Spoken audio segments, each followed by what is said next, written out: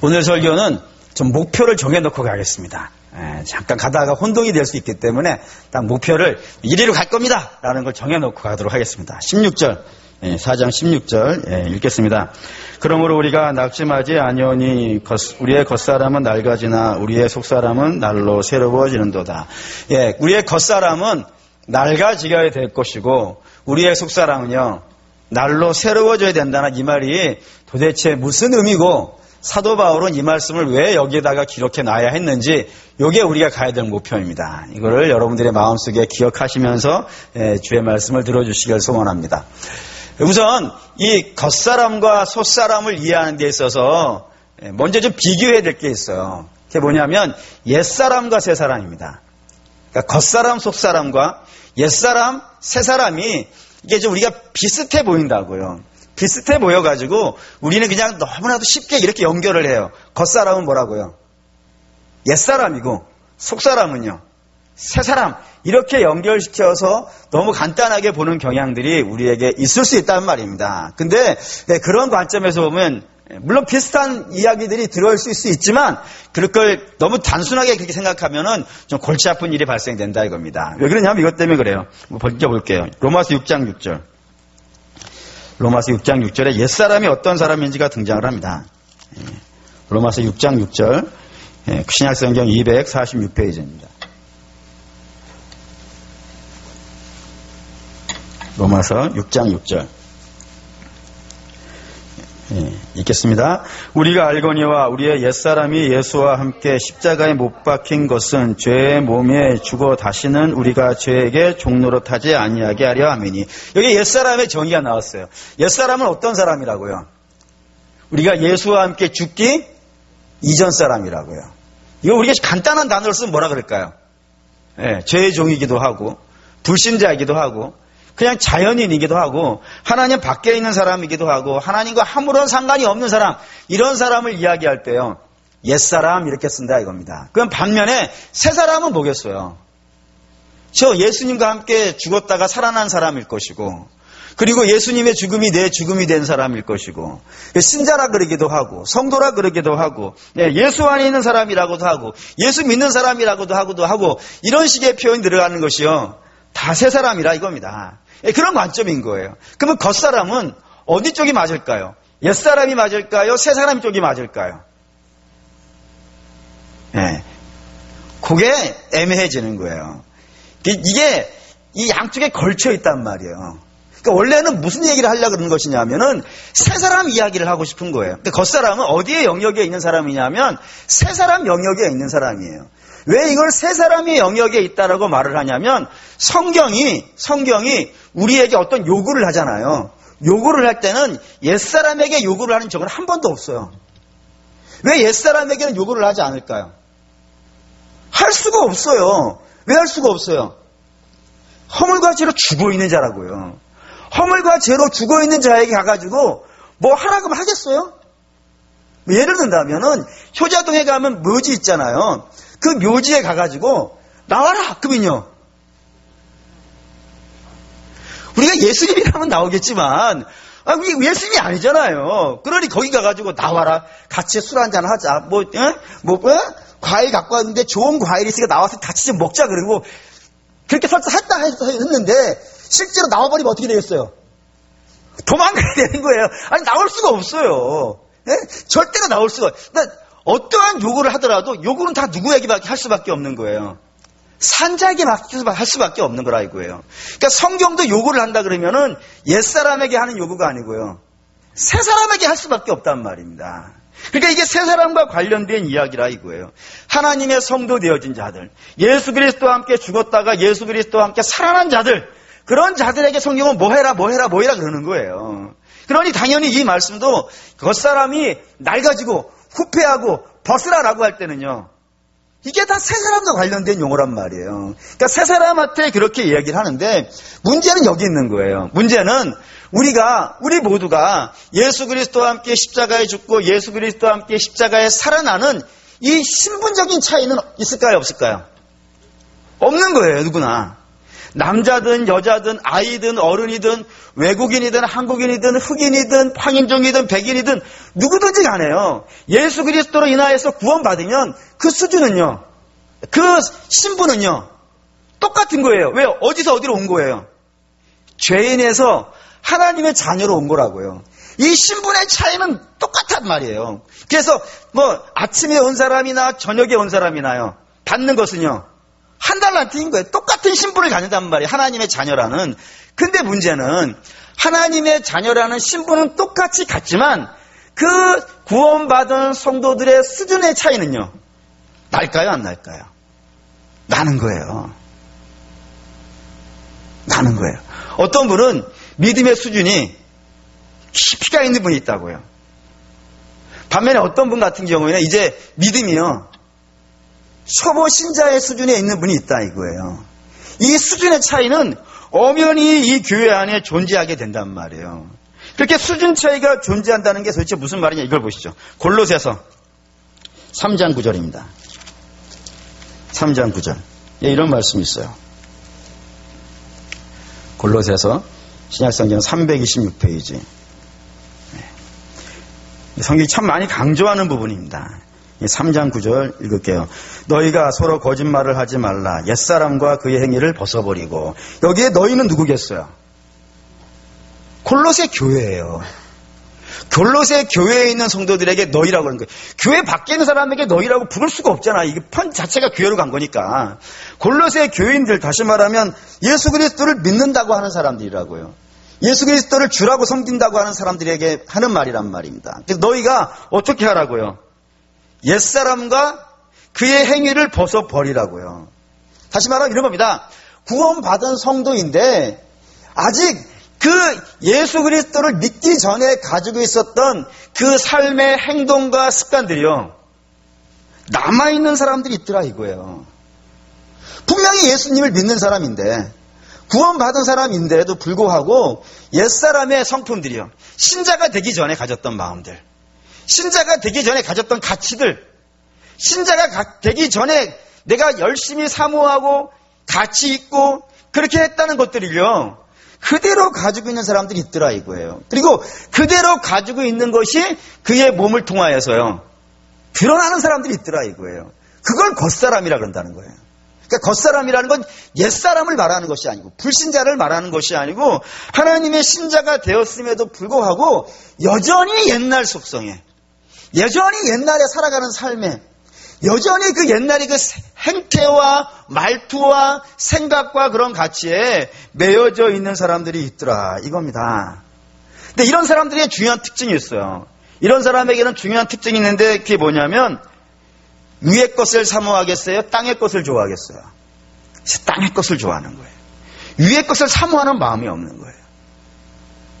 위의 것을 찾아야 되는데 위의 것은 관심이 없고, 교회를 다니고 믿음을 갖고 있다고 스스로 고백을 함에도 불구하고 위의 것은 전혀 관심이 없고 땅의 것만 메어가지고 거기에 전전긍긍하며 살아가는 사람들이 있더라 이겁니다.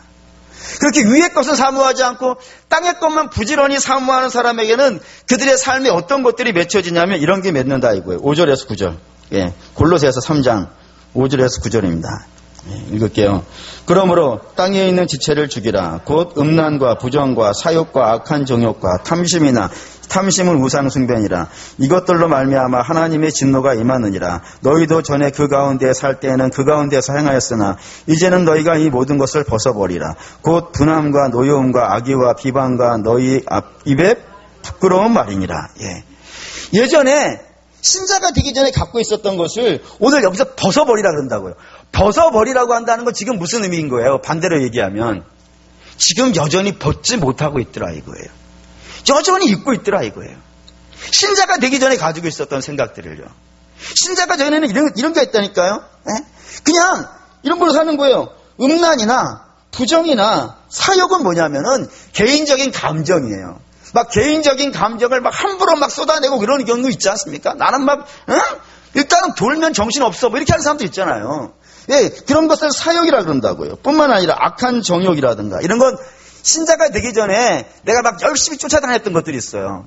그런 것들이라든가 또는 탐심, 이 탐심은 전부 다 뭐에 관련되어져 있는 것들이냐면 돈과 관련되어져 있는 것들이에요. 이런 것들에 그냥 매여가지고 정신없이 살아가는 그런 삶을 예전에 신자가 되기 전에 살았다 이거예요. 근데 신자가 되고 나서도 예수를 믿는다고 하면서도 여전히 여기서 벗어나지 못하고 여기에 갇혀 살아가는 사람들이 있더라 이겁니다. 근데 그 갇혀 살게 되어지면 어떤 일이 벌어지냐면 이런 일들이 벌어진다는 거예요. 8절에 분함, 노여움, 악의, 비방, 입에 올리기도 부끄러운 일들. 이런 일들이 일어나는 거예요. 여기에 매여 사니까. 당연한 거예요. 육체를 따라가면요. 육체의 열매가 자동적으로 맺혀지는 거예요. 그래 벗어버리라 그랬다. 이걸 고린도전서에 이렇게 써요. 고린도전서 3장. 고린도전서 3장. 고린도전서 3장 1절입니다. 이거를 사도 바울은 고린도전서에는 또 이렇게 써요. 3장 1절 읽을게요. 형제들아 내가 신령한 자들을 대함과 같이 너희에게 말할 수 없어서 육신에 속한 자 곧 그리스도 안에서 어린아이들을 대함과 같이 하노라. 예, 그렇게 육체에 매여 사는, 그러니까 겉사람을 다른 표현으로 말한다면 육체가 된 사람이 아니라 육체에 아직도 속해 있는 사람들이 있더라 이거예요. 너희가 그렇다 이거예요. 이것도 고린도 교회를 향해서 쓴 편지라니까요. 고린도 교회를 향해서 너희가 여전히 교회를 다니고 있고 예수를 주라고 고백하고 있음에도 불구하고 여전히 뭐를 따라가고 있다고요. 여전히 육체에 따라가고 있는 삶을 살아가고 있다 이겁니다. 그런 사람을 사도 바울은 고린도전서 3장에 뭐라고 얘기하냐면 어린아이라 그러는 거예요. 어린아이. 신앙의 수준이 초보라 이거예요. 너희는 초보로 돼야 된다 이거예요. 이런 식의 얘기를 하게 되어진다 이겁니다. 그걸 벗어버려야 돼. 벗어버려야 되는 모습을 여전히 입고 있는 것을 어린아이라고 이렇게 표현한다고요. 왜 이런 식의 표현이 가능하냐면 이런 겁니다. 어린아이에게는 특징이 있어요. 주된 특징이 있는데 그게 뭐냐면 미숙함입니다. 뭐든지 다 미숙하잖아요. 예를 들면 저에게는 이런 경험이 있어요. 제가 첫 아이를 29에 낳았거든요. 29에 낳아가지고 얼마나 그 아이가 이쁜지. 첫 아이는 다 이쁘지 않습니까? 엄청 이뻐가지고 날마다 얼굴 쳐다보면서 막 야 넌 너무 이쁘다 막 오만 글을 다 했어요. 얼르고 달래고. 근데 어느 날 갑자기 보니까 얘가 제 눈을 안 따라오는 거예요. 그러니까 이렇게 따라와야 되잖아요. 안 따라오는 거예요. 그래서 이게 하도 1시간을 해도 안 와가지고 이상해가지고 방이었기 때문에 병원은 문 닫았으니까 어디를 갔냐면 약국을 갔어요. 물어볼 때 거기밖에 없으니까. 그래서 약사 선생님에게 뭐라고 물어봤냐면 선생님 우리 아이가 제 눈을 안 따라와요.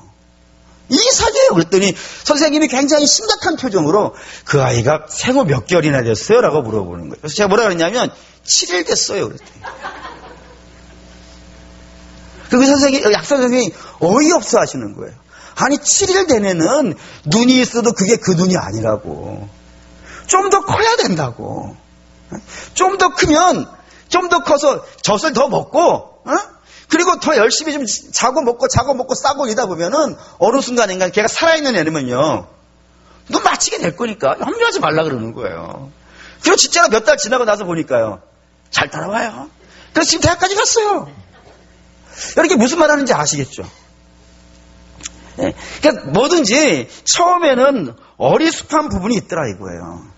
어리숙한 부분이 있어가지고 제대로 못 가는 것이지만 이게 시간이 지나고 그리고 밥을 먹고 사랑을 받고 이렇게 훈련도 하고 이러시다 보면요 어느 순간에는 눈도 맞추고 어느 순간에는 일어나고 어떤 순간에는 걷고 그러다가 학교도 가고 대학도 가고 결혼도 하고 막 그렇게 된다 이거예요. 그렇게 되어지듯이 신앙도 비슷하더라 이겁니다. 신앙도 처음에 시작할 때 새 사람이 되어졌다고 해가지고 처음부터 저같이 되겠습니까? 처음에 예수를 믿기 시작해가지고 전도대회도 왔어요. 예수님이 너무 좋아서 왔어요. 근데 아니 처음부터 저만큼 되겠냔 말이에요. 제가 이때까지 본 사람들 중에서 처음 예수를 믿고 저만큼 온 사람을 본 적이 없어요. 네, 그렇습니다. 처음에는 다 어느 모습이냐면 여전히 옛날의 모습들이 중간중간 튀어나온다고요. 하나님 말씀이 뭔지도 모르고 하박국 찾으라 그러니까 호박국 없다 그러기도 하고 막 이런다고요. 창세기도 어디서 찾아요? 신약에서 찾고 있고 요한계시록은 구약에서 찾고 있고 그런다고요. 아니 그렇다니까요. 기도하라 그러면 5분을 못하고 예배 시간에 앉아가지고 그냥 꼬박꼬박 졸기도 하고 아니 그러면 안 되는 거예요. 근데 처음에 예수를 믿다 보면 그런 일들이 있을 수 있더라 이거예요. 그럼 어떻게 해야 되는 거예요? 그분들이 계속해서 양육을 받고 같이 기도하고 예배를 드리고 신령한 젖을 먹고 은혜를 받고 그러다 보면요. 어느 순간에는 말이죠. 자라가는 거예요. 그래서 우리 주님이 무슨 비유를 드냐면 겨자씨 비유를 드신다 이거예요. 그게 생명이 있는 거라면 그게 생명이 있는 것이라면 땅에 심어놓으면 말이죠. 네가 알지도 못하는 사이에 밤낮 조금씩 자라가지고 어느 순간인가는요. 언제 그만큼 컸는지도 모를 만큼 커가지고 거기에 새들이 날아와서 깃을 틀 만큼 그렇게 되어진다 그러는 거예요. 근데 그런 모습이 되어질 텐데 그러기 전까지는요. 지금 연약한 모습들이 있다 이겁니다. 근데 그렇게 있다가 하나님의 은혜를 부어주시고 하나님의 신령한 젖을 먹고 그러다 보면 어느 순간 이렇게 자라게 되면 옛날에 했던 행동들이 어떻게 보이겠어요? 유치해 보이는 거예요 그게. 신앙이 자란다는 건 그런 거예요. 신앙이 자란다고 하는 것은 내가 옛날에 예수 믿기 전에 가지고 있었던 성품들이 어떻게 보이는 거예요? 유치해 보이는 거예요. 가치 없어 보이는 거예요. 별 볼 일 없어 보인다니까요. 마치 이런 거예요. 이제 봄 됐으니까 여러분들 자주 보시겠지만 그 유치원 앞에 지나가면 이제 유치원 선생님들이 애들을 데리고 이렇게 나들이를 가잖아요. 그럼 애들을 이렇게 쭉 일렬로 세우고 선생님이 가면은 뭐라 그러냐면 야 니네들 내가 앞에 가서 참새 그럼 니네 뭐라 그래야 돼? 그렇게 하라 그런다고요. 그럼 애들이 해요 안 해요? 해요. 그럼 이뻐요 안 이뻐요? 이쁘죠? 이뻐요. 근데 저한테 하라 그러군요. 목사님 제가 앞에 갔다니까 제가 참새 그 목사님 짹짹거리세요 그러면 뭐라 그러겠어요? 짹짹거린다고요? 안 그래요. 그러면 저를 뭘로 보고 그러시냐고. 그 유치한 걸 나한테 어떻게 시키냐고. 저 부끄러운 거예요. 그렇게 하고 다니면 창피한 거예요. 그것처럼 신앙이 자라면 그런다니까요. 신앙이 자라고 나면은 옛날에 내가 예수 믿기 전에 가지고 있었던 생각들. 예수 믿기 전에 야 저게 내 인생의 전부야. 저거 없으면 난 죽어. 난 저것만 있으면 뭐 아무 소망이 없어 라고 생각했던 그런 것들이요. 같이 없어져 가야 되는 거예요. 점점점 같이 없어져 가고 어떻게 돼야 되냐면 신령한 것들이요. 위에 있는 것들이요. 사모하게 되는 거예요. 그걸 닮아가고 싶어지고 저렇게 하고 싶어지고 그런 욕구들이 생겨나는 거라는 겁니다. 그걸 성경은 뭐라 그러냐면 다시 고린도후서 4장 이렇게 쓴다 이겁니다. 그렇게 되는 것. 옛날의 것들이 시원찮아 보이고 육체에 매어 있었던 것들이 시원찮아지고 신령한 것들, 하늘에 있는 것들, 위의 것들이 아름다워져 가는 것을 4장 16절 다시 읽겠습니다. 그러므로 우리가 낙심하지 아니하노니 우리의 겉사람은 낡아지나 우리의 속사람은 날로 새로워지니라. 우리의 겉사람 여전히 육체에 매어져 있고 신자가 됐음에도 불구하고 옛날에 습관에 매어져 있는 나의 모습들은 어떻게 되어져 가야 된다고요? 점점점 벗어져야 된다고요. 그 어떤 모습이 되었냐면 내 안에 하나님이 이루어 가시려고 하는 모습들 그런 것들이요 더 구체화되어지고 아름다워지고 새겨져 가야 되더라 이겁니다. 요거를 다시 고린도후서로 가죠. 고린도후서 이걸 자꾸 비교해야 되기 때문에 그래요. 성경을 이걸 이렇게 쓴다 이겁니다. 3장 2절 골로새서 3장 2절 골로새서 3장 2절 이렇게 쓰는 겁니다. 여기도 역시 3장 1절에 보면 그러므로 너희가 라고 된단 말이에요. 그 너희는 당연히 골로새 교회예요. 그 교회에게 이렇게 얘기하는 거예요. 2절 읽겠습니다. 위의 것을 생각하고 땅의 것을 생각하지 말아라. 위의 것을 생각하라고요. 땅의 것은 자꾸 어떻게 하라고요? 잊어야 되는 거예요. 땅의 것은 자꾸 생각하지 말아야 돼요. 3장 5절도 읽겠습니다. 3장 5절. 그러므로 땅에 있는 지체를 죽이라. 곧 음란과 부정과 사욕과 악한 정욕과 탐심이니 탐심은 우상숭배니라. 땅에 있는 것들. 예전에 신자가 되기 전에 가지고 있었던 것들. 한꺼번에 다 안 풀어진다고요. 물론 그렇게 되는 경우도 가능 전혀 없다고 할 수 없겠죠. 근데 대개의 경우는 안 그런 거예요. 대개의 경우에는 안 그래요. 그래서 여전히 예수를 믿고 있음에도 불구하고 내 안에 나도 모르는 사이에 스며들어오고 자꾸 드러나는 죄들을요. 자꾸 죽이는 작업들이 있어야 된다고요. 자꾸 회개하는 작업들이 있을 수밖에 없는 거예요. 드러날 때마다 내 안에 악한 것들이, 이 땅에 있는 것들이 자꾸 드러날 때마다 그걸 자꾸 죽이는 작업들을 해야 된단 말이에요. 그걸 회개한다 그런다 이겁니다. 불신자는 이런 거 안 해요. 불신자에게 땅에 거 죽이라고 하면 뭐라 그러겠어요? 니나 죽이라 그러지. 전혀 거기 관심이 없다고요. 오로지 누구에게만 죽이라고 얘기하는 거냐면 내가 예수를 믿는다고 하는 사람, 내가 주님이 나의 주라고, 예수님이 나에게 주님이라고 말하는 사람들에게는 죽이라. 그것 갖고는 안 된다라고 얘기할 수 있는 거예요. 그래서 자꾸 그걸 잡는 작업이 있어야 되고, 반면에 그러면 이제 그걸 죽이는 사람들은 반면에 속사람이 강력해지는 사람은 3장 골로새 3장 12절에서 17절입니다. 12절에서 17절 12절만 먼저 읽죠. 12절 읽겠습니다.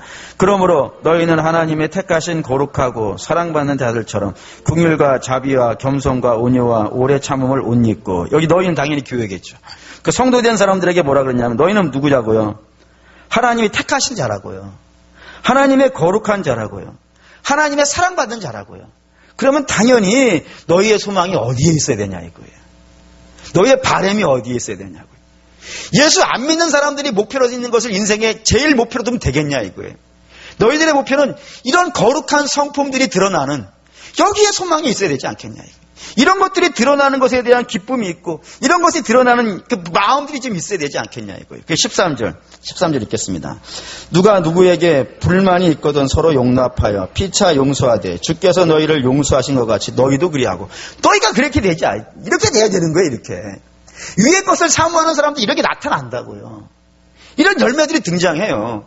내가 이런 걸 하려고 해서 나타나는 것이 아니라 내가 위의 것을 사모한다니까요. 위의 것을 사모한다는 것은 주님과 교제하는 게 내 인생에 제일 중요한 거예요. 하나님을 만나고 하나님 말씀을 듣고 하나님의 교제를 하고 하나님을 닮아가려고 하는 것이 내 인생의 중요한 주제라고요. 그걸 하다 보면은 나도 모르는 사이에 주님의 성품들이 이렇게 드러난다고요. 14절도 있습니다. 이 모든 것 위에 사랑을 더하라. 이는 온전하게 매는 띠니라. 이런 요구를 할 수 있는, 사랑의 띠를 매라. 이렇게 요구를 할 수 있다고요. 그 다음에 15절 읽겠습니다. 그리스도의 평강이 너희 마음을 주장하게 하라. 너희는 평강을 위하여 한 몸으로 부르심을 받았나니 너희는 또한 감사하는 자가 되라. 너희는 그리스도의 평강이 너희를 주장하게 하라. 그리스도께 다 내어드려라. 뭐를 그렇게 내가 내 삶을 지배하고 다스리려고 막 그러냐. 그런 평강이 없다. 주님의 평강이 나를 완전히 지배할 수 있도록 나 자신을 다 하나님께 내어드리라. 이거 신자에게만 할 수 있는 이야기라고요. 그렇게 요구한단 말입니다. 16절 읽을게요. 그리스도의 말씀이 너희 속에 풍성히 거하여 모든 지혜로 피차 가르치며 권면하고 시와 찬송과 신령한 노래를 부르며 감사하는 마음으로 하나님을 찬송하고. 서로 가르쳐주라. 서로 가르쳐주고 서로 권면하고 서로 같이 기도하고 서로 중보해주고 서로 이끌어주고, 그렇게 하나님 오시는 날까지요. 히브리서 10장 24, 25절 이런 말씀이 있어요. 너희는 서로 돌아보아 사랑과 선행을 격려하며 모이기를 패하는 어떠한 사람들의 습관과 같이 하지 말고 오직 권하여 그날이 가까움을 볼수록이요. 그날이 무슨 날이겠어요? 주님 다시 오시는 날이라고요. 주님 다시 오시는 날을 기다리고 있는 성도들은 서로를 권면해주고 넘어진 성도들을 일으켜주고 그렇게 사랑해주고 하면서 그렇게 하나님 오시는 날을 준비하고 대비하는 사람이 되라고 그렇게 요구한단 말입니다. 그런 것들 하라고요. 17절 읽겠습니다. 또 무엇을 하든지 말에나 일에나 다 주 예수의 이름으로 하고 그를 힘입어 하나님 아버지께 감사하라. 뭔 말을 하든지 행동을 하든지 다 어떻게 하라고요? 그리스도에게 대하듯이 하라. 너 이렇게 돼야 되는 거예요. 땅의 것에다가 목숨을 걸고 땅의 것에다가 인생을 걸고 살아가는 사람이 아니라 주님과 교제하면서 이런 믿음의 열매들, 성령의 열매들을 하나씩 하나씩 맺혀가면서 그렇게 살아가야 되는 사람이 마땅하다라고 얘기를 하는 거다 이거예요. 그게 겉사람은 날로 날라가지고 속사람은 날로 강건해지고 이렇게 표현되어지고 있는 이유라 이겁니다. 근데 문제는요, 우리의 눈에는 어느 게 나아 보이는 거예요? 겉사람이 강력해지는 게 나아 보일까요? 아니면은 속사람이 날로 새로워지는 것이 더 나아 보이나요? 물론 우리 믿음의 성도들 같은 경우에는 뭐 겉사람은 낡아지는 게 당연하다고 생각을 하고 속사람이 강건해지는 것이 맞다라고 생각하시는 분들이 많이 있겠지만 일반적으로 보면은 겉사람을 더 중요시 여긴다 이거예요. 왜 그러냐면 눈에 보이기 때문입니다. 예를 들어서 내가 돈을 열심히 추구해서 돈을 많이 벌었어요. 그게 나아 보여요? 아니면 내가 주님의 성품을 닮아서 온유해지는 게 나아 보여요? 목사님, 시험에 들지 말게 하라 그랬었는데 저희를 왜 시험에 들게 하십니까? 우리는 자꾸 이쪽이 나아 보이는 거예요. 왜 그러냐면 이게 눈에 직접적으로 보여요. 반면에 주님의 성품을 닮아가는 것은요, 눈에 안 보여요. 얼마나 가치 있는지가 안 보여요. 돈으로 계산이 안 돼요. 직접적으로 내게 어떤 이익이 오질 않아요. 어쩌면 온유하기 때문에 여러분 손해볼 일이 얼마나 많아요. 확 화내면 속이라도 시원할 텐데 화를 못 내고 그냥 주님의 이름을 참으라니까 참아가지고 얼마나 속상하고 열받는 일이 많아요. 그러니 그냥 눈에 보이는 게 더 나아 보이고 눈에 보이지 않는 속사람이 속에 있는 거니까 안 보이는 것이 가치 없어 보이게 된단 말이에요. 그 사도 바울이 16절 고린도후서 4장 18절에 이렇게 쓰는 겁니다. 4장 18절에 읽겠습니다. 우리가 주목하는 것은 보이는 것이 아니요 보이지 않는 것이니 보이는 것은 잠깐이요 보이지 않는 것은 영원합니다. 야, 너희들 보이는 거 대단해 보이지만 어떻다고요? 잠깐 지나가는 거라고. 반면에 신령한 것은요, 하나님의 성품을 담는 것은요, 위의 것을 사모하는 것은요, 그건 순간에 없어지는 것이 아니라 그건 영원한 거라고. 당연히 순간이 중요한 것이 아니라 영원한 것이 중요하지 않냐 라고 이렇게 이야기를 하는 것이 오늘 본문의 이야기라 이겁니다. 이게 이제 오늘 본문의 내용이에요. 겉사람과 속사람. 겉사람은 신자가 됐음에도 불구하고 여전히 신자 되기 전에 있었던 모습들을 그대로 품고 있는 사람, 그걸 벗어버리고, 속사람은 하나님이 완성해 가려고 하는 그 모습을 꿈꾸고 그 주님을 따라서 한 걸음 한 걸음 나가는 사람, 이걸 이렇게 표현한단 말이에요. 근데 사도 바울이 이걸 이렇게 표현한 이유가 있단 말입니다. 왜 이런 설교를 하냐면은 고린도 교회가 교인들이 어디에 묶여있기 때문이라는 거예요. 겉사람에 묶여있기 때문이라는 거예요. 눈에 보이는 것에 내가 가치를 두고 있기 때문이라는 거예요. 분명히 신자가 맞아요. 신자가 아니면 바울이 편지를 보낼 일이 없어요. 세상을 향해서 성경이 쓰여진 적은 없어요. 다 누구에게? 교회에게 보내진 편지란 말이에요. 그러니까 교회에 있는 성도들이 분명히 내가 예수님을 믿는다고 말함에도 불구하고 여전히 육신에 매어져 있는 사람들이 고린도 교회예요. 많이 있더라 이거예요. 신자 되기 전의 모습을 그대로 답습하고 있어서 신앙은 하나도 잘하지 않고 세상적인 것들만 가득 차 있는 모습으로 채워 있는 것이 이 고린도 교회라 이겁니다. 뭘 보고 그렇게 이야기를 하냐면 고린도 교회가 사도 바울을 뭘로 평가하냐 이거예요. 우리 지금까지 계속 얘기해 왔어요. 고린도 교회가 자꾸 사도 바울을 사도가 아니라고 얘기한다고요. 뭘 보고요? 그의 육체만 보고 그런다 이거예요. 그의 외모만 보고 그런다 이거예요. 예를 들면 종종 말씀드렸으니까 그가 잘생겼니 못생겼니 그러면서요. 그리고 그가 예루살렘 교회에 사도들의 추천서를 가지고 왔느냐 안 가지고 왔느냐 이거예요. 또 뿐만 아니라 분명히 하나님의 사람이면 그가 하는 사역이 잘 돼야 돼요, 실패해야 돼요? 예? 하나님의 사람이면 잘 돼야 돼요, 뭐 실패해야 돼요? 이렇게 얘기할까요? 베드로가 나가서 한 번 설교를 했더니 5,000명이 회개하고 돌아왔어요. 반면에 스데반은 한 번 설교했더니 돌 맞았어요. 누가 성공한 거예요? 사도 바울은, 스데반은 실패한 거예요? 베드로가 성공한 거예요? 그런 걸로 평가할 수가 없잖아요. 그런 걸로 평가할 수 없는데 이 고린도 교회는 사도 바울 당신은 왜 가는 데마다 쫓겨다니냐? 가는 데마다 이렇게 사람들한테 미움받냐? 가는 데마다 이렇게 안 되냐? 감옥에 가고 매 맞고 왜 이러냐? 그건 아마 당신이 하나님의 사도가 아니기 때문에 하나님이 너를 안 도와주셔서 그런 거야. 다 뭘 갖고 평가하는 거예요? 그의 겉모습만 보고 평가를 하는 거예요. 그래서 사도 바울을 겉모습만 갖고 평가를 하니까 그것 때문에 뭘 버리게 되는 거예요. 사도 바울이 주구장창 외치는 복음은 버려지는 거예요. 그러니까 복음이 중요한 거예요. 복음이 중요한 것이지 그가 잘생겼냐 못생겼냐 이게 뭐가 중요하냔 말이에요. 복음이 중요한 것이지 그가 예루살렘 교회의 추천서를 가지고 왔냐 안 가져왔냐가 뭐가 중요한 거예요. 그가 복음을 외친 것이 중요한 것이지 그 복음을 외친 결과가 그게 성장으로, 교회의 성장으로 등장하는지 아니면 때로 어려움과 환란이 하는 뭐가 중요하냔 말이에요. 복음이 중요한 거 아니냐 이거예요. 근데 너희는 왜 복음은 하나도 중요하게 생각하지 않고 왜 내 껍데기만 보고 있냐 이거예요 지금. 왜 그런다고요 지금. 너희들은 여전히 신자라고 하지만 이름만 신자라고 가지고 있는 것이고 너희는 여전히 어디에 매여 있다고요? 육체에 매여져 있는 사람이라 이거예요. 너희는 가난한 자라 이거예요. 너희는 부하지 않다 이거예요. 그게 지금 사도 바울이 고린도 교회를 향해서 대단히 세게 책망하고 있는 거예요. 너희는 왜 그런 모습으로 있냐 이거예요. 안타까운 거예요.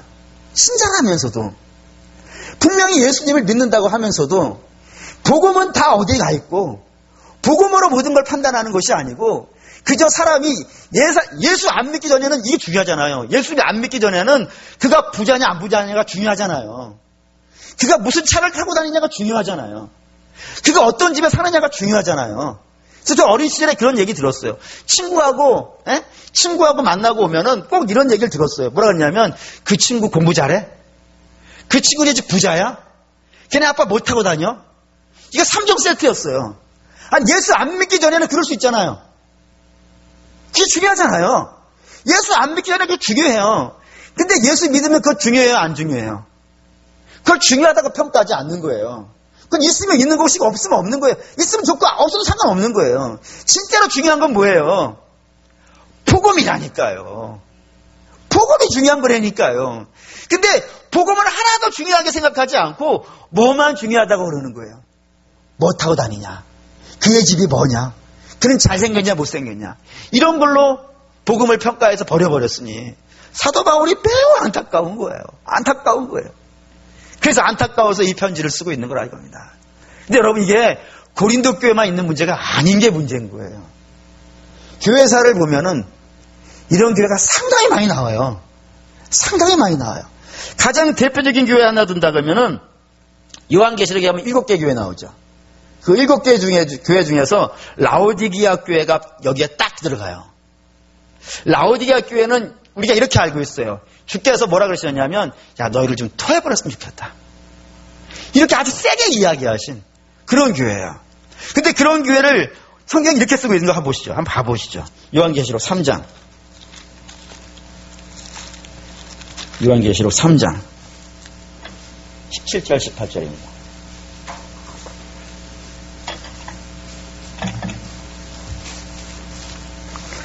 요한계시록 3장 라오디게아 교회인데 이 교회를 주께서 이렇게 이야기하시는 것을 한번 좀 잘 눈여겨보시죠. 3장 17절 18절 읽습니다. 내가 말하기를 나는 부자라 부요하여 부족한 것이 없다 하나 내 공고한 것과 가련한 것과 가난한 것과 눈먼 것과 벌거벗은 것을 알지 못하는도다. 내가 너를 권하노니 내게서 불로 연단한 금을 사서 부요하게 하고 흰옷을 사서 입어 벌거벗은 수치를 보이지 않게 하고 안약을 사서 눈에 발라 보게 하라. 이게 무슨 말이냐면 이런 거예요. 라오디게아 교회는 이 역사에 세 가지가 그 동네에 아주 부유한 산업이 세 가지가 있어요. 첫째는 양모 산업, 양털을 가지고 옷을 만드는 사업이 아주 발달한 지역으로 되어 있어요. 우리식으로 말하면 무스탕이나 토스카나를 아주 잘 만드는 동네예요.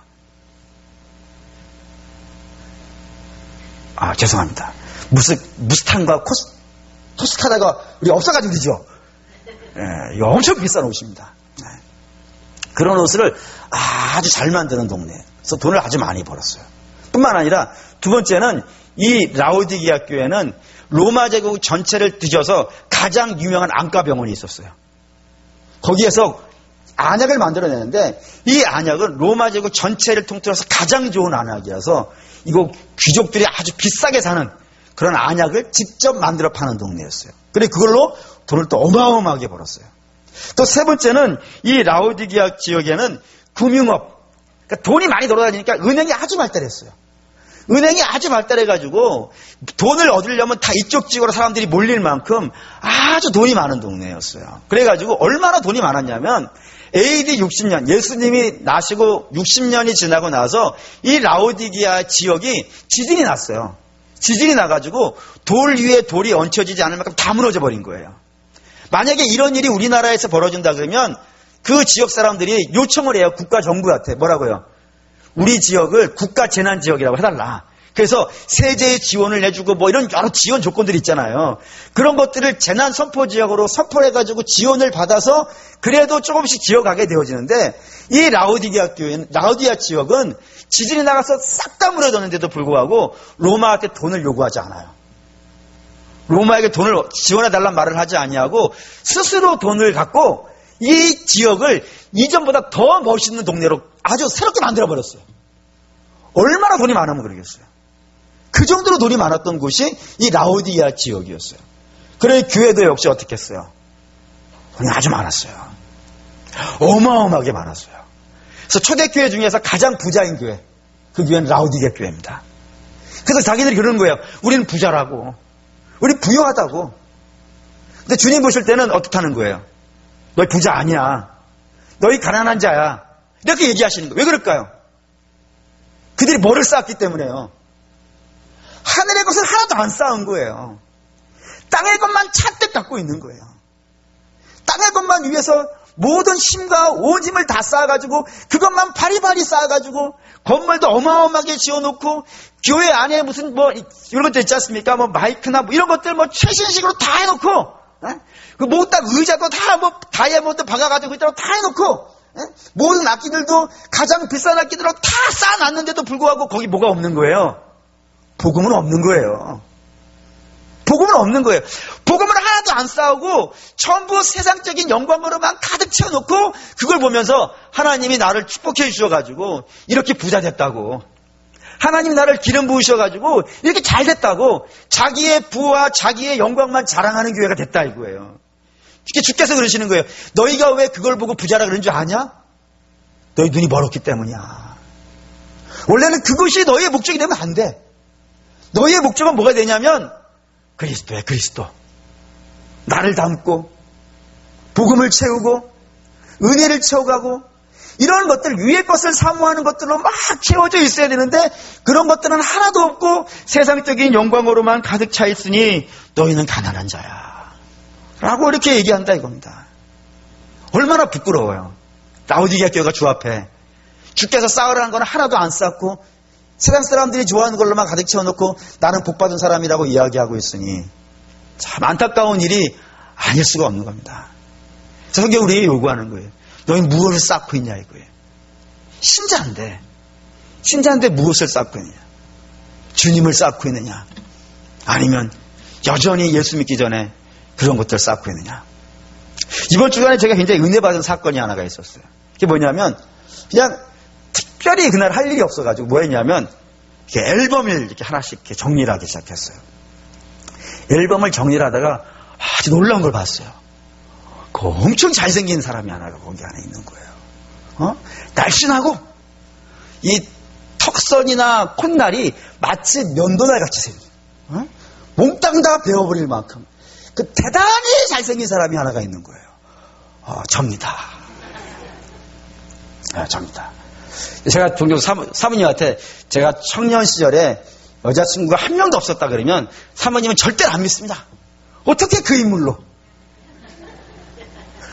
농담이 아니고 정말입니다. 정말입니다. 예. 근데 그래서 야 정말 훌륭하다.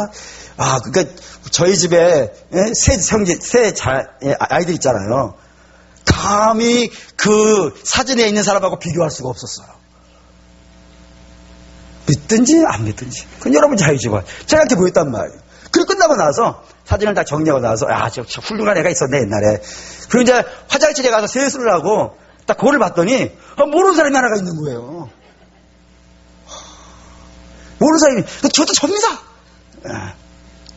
그래서 제가 봤죠. 죄송하지만 제가 그랬어요. 야 많이 늙었네. 예전에 한번 여러분에게 이런 말씀 드린 적이 있어요. 제 소원이 뭐냐면 뭐라 그랬죠? 나이 먹는 거라고. 그래서 빨리 나이 들어가지고 60, 70 됐으면 좋겠다고. 그때 알았어요. 그거 뻥입니다. 아니 우울하더라고요. 옛날에 그렇게 멋있었는데 지금은 이렇게 막 물론 지금도 멋있다고 하신 분이 우리 집에는 있지만 아닌 거예요. 너무 화가 나가지고 우울하고 막 그러더라고요. 근데 하나님이 저한테 말씀하셨어요. 그때 하나님이 저한테 이렇게 말씀하셨어요. 뭐라고 하셨냐면, 아들아, 왜 나이가 들면 좋은 것들이 다 사라지는 줄 아냐? 왜 잘생긴 얼굴들이 다 없어지고, 왜 재물도 다 없어지고, 왜 기운도 다 없어지고, 힘도 다 없어지고, 지혜도 다 없어지고, 심지어는 자식들이 어렸을 때는 아빠 하고 아빠만 바라보다가 어느 순간에는 너도 필요 없어진다고 얘기하고, 정말로 내가 없어도 아무 문제 없을 것 같이 그렇게 되는 줄 아냐? 라고 이렇게 물으셨어요. 제가 그랬죠. 그거 잘 모르겠는데요. 그래서 주께서 하시는 말씀이 뭐냐면은, 그것 갖고는 천국 못 가기 때문이야. 너의 지식으로는 천국 못 가고, 너의 잘생김으로는 천국 못 가고, 그래서 그게 다 없어져서, 이걸로는 안 되는구나. 내가 천국 가는 건 오직 뭐예요? 예수님. 그 믿음. 그거 외에는 하나도 안 남기는 거야. 그거 준비하라고. 얼굴 주름살 하나씩 지워갈 때 잘생긴 거 그거 준비하려고 성형외과 가가지고 이거 땡겨가지고 배꼽을 열매에다 붙이고 이러지 말고 네가 준비해야 되는 것은 믿음을 준비를 하고 하나님이 기뻐하실 만한 것들이 무엇인지를 지금 생각을 해보고 그걸 위해 기도하고 하나님께 요구하고 그 믿음의 아름다운 열매들을 가져야 되지 않겠냐. 그러라고 그 나이 든 시간들을 주는 거야. 라고 이렇게 주께서 제게 말씀하셨어요. 그러니 사랑하는 여러분, 우리가 정말 이 시대에 애타게 사모하고 노력하고 있는 게 뭡니까? 뭐가 없어지면 그렇게 화가 나고 뭐가 없으면 실망하고 낙심하고 그러시나요? 육체의 열매 물론 필요해요. 필요 없다는 거 아닙니다. 근데 그것이 우리에게 가장 중요한 게 아니에요. 그거 없어졌다고 낙심하지 마시고 실망하지 마시고 죽는다 그러지 마세요. 우리가 날마다 오늘보다 내일 더 우리의 충만해져야 되는 건 예수 그리스도가 우리 안에 더 충만해져 있어야 돼요. 여러분 제일 화나는 건 뭐냐면 어제까지 나보다 믿음이 안 좋았던 사람이 오늘 나보다 믿음이 좋아져 있는 모습 보면 억울하셔야 돼요. 하나님 왜 저는 저만한 믿음이 없습니까? 근데 그런 건 하나도 부러워하지 않고 누가 어느 집에 뭐 로또 맞았다 그러면 그게 부럽고 여러분 그렇게 되면 안 되는 거예요. 그건 불신자들이 부러워하는 거예요. 우리가 부러워하는 것은 하나님 말씀을 저 사람은 어저께까지만 해도 창세기가 어딘지 몰랐던 사람인데 어느 날 봤더니 이 사람이 막 하나님 말씀 들으면서 눈물 펑펑 흘리고 주의 말씀이 꿀같이 달달하고 얘기하는데 나는 아직도 계시록을 창세기를 찾고 있으니 이거 어디 된 일입니까 하나님? 그래 되고 있어야 되는 거 아니에요. 그리고 그리스도의 성품이 나를 통해서 조금씩 나와야 돼요. 그렇죠? 어제보다는 오늘 더 그리스도의 성품이 더 많이 나오고 있어야 될 것이고 작년보다는 올해 내가 예수님을 더 닮아 있어야 될 것 아니었어요. 더 온화해져 있어야 될 것이고 더 풍성해져 있어야 될 것이고 그게 위의 것은 하나도 사모하지 않고 여전히 육체의 것만 사모하고 나가고 있다면 여러분 이게 진짜로 안타까운 일이라 할 겁니다. 그러니까 사도 바울이 고린도 교회를 향해서 그러는 거예요. 너희는 지금 어디를 사모하고 있고 뭐를 보고 나를 평가하고 있으며 뭐에 의지하고 있는 백성이냐. 돌아서라. 신자니까 돌아서라. 내가 너희에게 간절히 부탁하니 너희 신자지 않냐?